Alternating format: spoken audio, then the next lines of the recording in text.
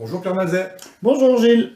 bienvenue dans Chronique stéphanoise. Aujourd'hui, on va parler d'un personnage qui nous vient de Haute-Loire, si j'ai bien compris, c'est Philibert Besson. Oui, Philibert Besson. Alors, Pourquoi vous avez choisi de nous parler de Philibert Besson pour cette toute première Chronique stéphanoise? vous savez que bientôt on va être en campagne électorale, on y est déjà largement. Et Philibert Besson avait réuni à Saint-Étienne plus de 20 000 personnes. Alors effectivement, on peut se poser la question aujourd'hui, quel homme politique drainerait comme ça 20 000 personnes? Alors, et puis en même temps, c'est un personnage attachant, parce qu'il a un côté visionnaire et excentrique. On va voir, c'est un personnage en marge. Il aime faire parler de lui, mais surtout, quand on va examiner sa vie, on va en quelque sorte, sa disparition va lui donner un côté assez tragique. On peut dire un peu qui était ce personnage? Oh ben c'est un... J'ai noté qu'il était né à Voray-sur-Arzon. Oui, c'est un voisin de Haute-Loire. Il est né en 1898, la fin du 19e siècle. Et comme on dirait, il est pour ainsi dire orphelin de naissance, puisque sa mère devient veuve durant la grossesse. Et malgré tout, c'est un élève brillant. Et quand arrive la guerre de 14, il a donc, faites le compte, 12 et 14, 26 ans, il devance l'appel, il est fait prisonnier, il s'évade, il est décoré, et quand il termine la guerre, il a un grade de sous-lieutenant. Donc on voit que c'est un personnage qui, sous ses excentricités, a un véritable courage. Et d'autre part, c'est un personnage tenace, puisqu'il obtient 2 diplômes d'ingénieur. Et puis, bon, il a quelques mésaventures, et il part travailler sur des paquebots transatlantiques. Et il découvre les États-Unis. Mais il a un virus, celui de la politique. Alors, Il a débarré par une petite carrière de maire, si j'ai bien compris. oui, assez courte. Assez courte, et pas dans des conditions faciles, parce que le département de la Haute-Loire est dominé par un personnage auréolé, qui est Laurent Hénac, un personnage de centre droit, mais qui était surtout aviateur pendant la Première Guerre mondiale. Donc Laurent Hénac bénéficie de cette aura, mais Philibert Besson se bat, et il devient conseiller d'arrondissement. Alors aujourd'hui, le conseiller d'arrondissement est un personnage qui a disparu. Vous savez, il y a les conseils départementaux, mais jusqu'à une certaine époque, il y a eu des conseillers d'arrondissement à l'image du conseiller départemental. Tout ça, c'est du côté de Voray, donc en Haute-Loire. Tout le côté de Voray en Haute-Loire. Mais c'est un personnage agité. Il aime bien en découdre avec l'administration. Il se bat contre l'électrification des campagnes au prétexte que c'est qu'on veut dépouiller les paysans. Il voyage sans billet pour narguer la compagnie. Bon, au bout d'un moment, quand même, le préfet se dit non, c'est bon là, il nous a assez fait suer, tac, il est démis de ses fonctions en 1930. À l'époque, est-ce qu'on avait un clivage gauche-droite comme aujourd'hui, ou alors c'était totalement différent les idées? Oh non, je pense qu'on avait largement un clivage gauche-droite.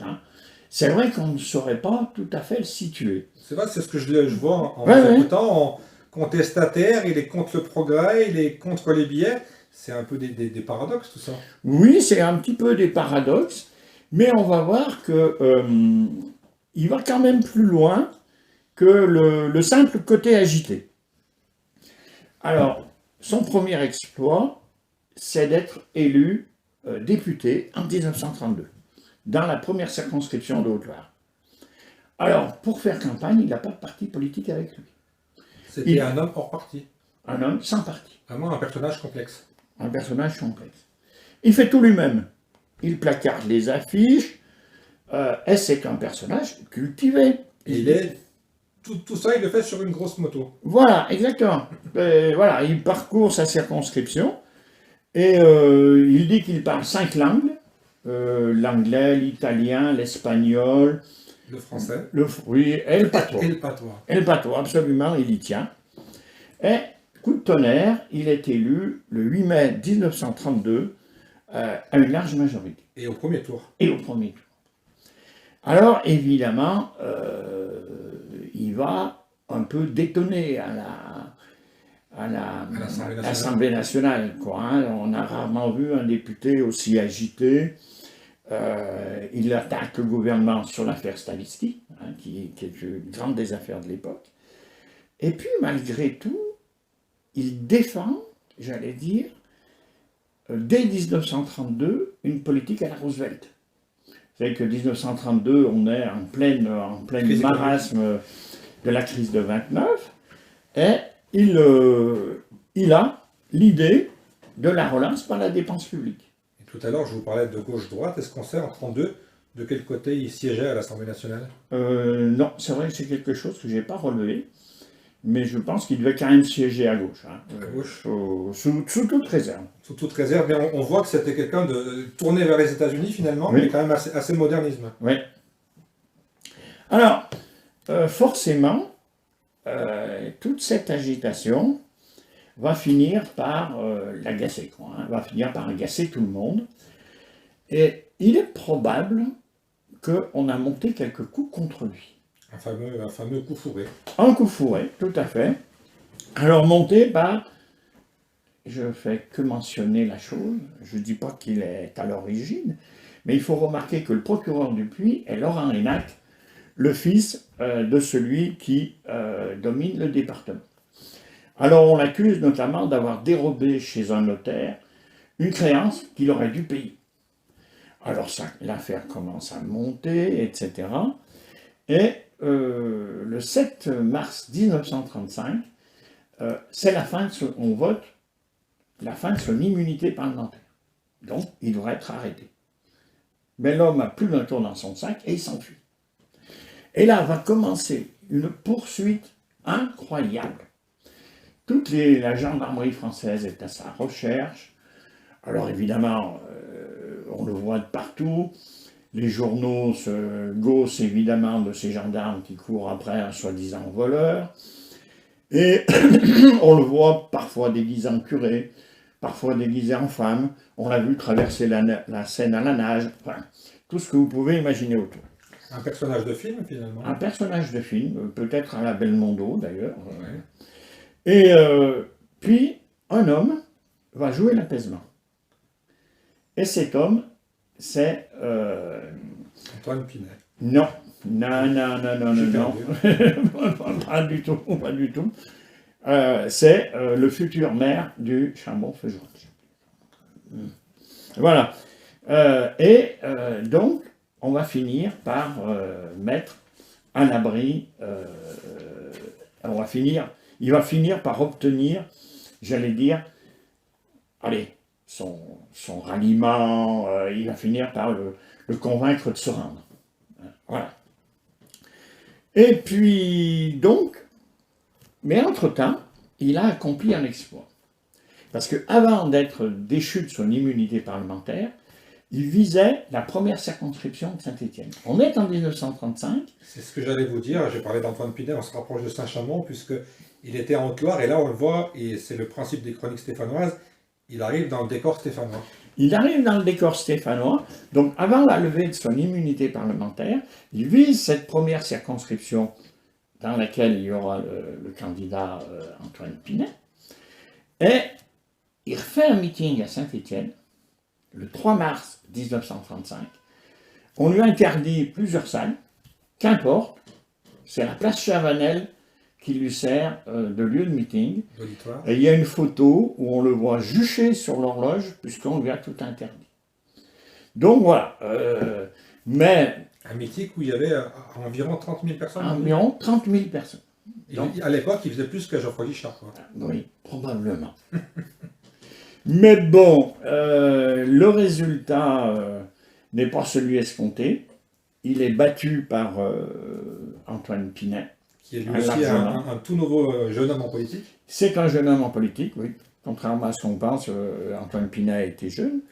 Et donc, voilà, c'est la fin de sa carrière politique. qui était brève finalement. qui était assez brève. Alors maintenant, il faut se poser la question, est-ce que cet homme était... Un fou ou un visionnaire. Et moi j'ai envie de vous dire que tous les gens qui sont un peu en avance sur leur temps, on les considère un peu comme des fous. Voilà. Mais c'est un petit peu ça. Alors, il a contre lui ses excentricités. Il y a certains qui l'ont un peu assimilé au célèbre Ferdinand Loppe, qui était un humoriste du quartier latin, et qui avait des propositions parfaitement excentriques. Hein. Donc il avait proposé notamment d'installer des trottoirs roulants pour économiser les pas des prostituées. Bon.